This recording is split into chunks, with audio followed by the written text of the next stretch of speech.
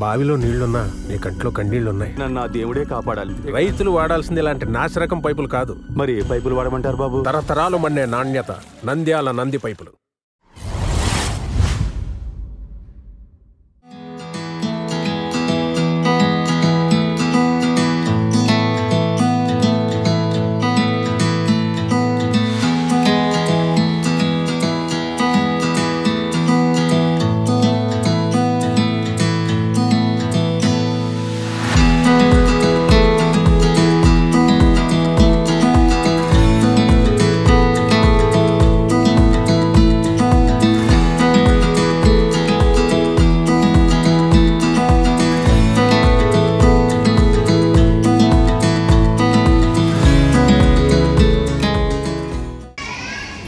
ఈరోజు శ్రావణమాసం 4వ రోజు అంటే నాగుల చవితిని జరుపుకుంటాం.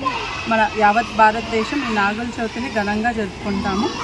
ఎండాకాలం తర్వాత జీవులన్నీ కూడా యోగ నిద్రలోకి వెళ్తాయని మన శాస్త్రాలు చెప్తాయి. ఈరోజు ఆ యోగ నిద్ర నుంచి ముఖ్యంగా పాము బయటికి వస్తుంది.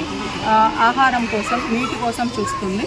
అలా చూసినప్పుడు మన సాంప్రదాయాల ప్రకారం పాలను కానీ నైవేద్యాలు కానీ పెట్టినప్పుడు ఇన్ని రోజులు నిద్రలో ఉండి ఆకలితో ఉన్న పాము కొద్దిగా పాలు తాగి నీరు తాగి సేద తీరుతుంది అని చెప్తారు. ఇది సైంటిఫిక్ రీజన్. కానీ మనం నాగదేవతగా పూజించే నాగంపాము ఈరోజు అన్ని అవయవాలను నిక్కరించుకొని అన్ని విషయాలను తెలుసుకొని అందరూ ఎవరైతే తనను పూజ చేస్తారో, ఎవరు తనను కొలుస్తున్నారో వాళ్ళను కాపాడుతూ ఉంటుంది. ఈ నాగదేవతల సాంప్రదాయం మనకు కొన్ని యుగాలుగా వస్తుంది. రాముడు, కృష్ణుడు కూడా పూజించారని తెలియజేస్తూ ఉన్నారు. అలాగే ఈ చిన్నారులు కూడా మన సాంప్రదాయం గురించి తెలుసుకొని ఈ సాంప్రదాయాన్ని ముందుగా కొనసాగించాలి అని కోరుకుంటూ ఈరోజు బాల అకాడమీలో నాగుల చవితి ఘనంగా జరుపుకోవడం జరిగింది.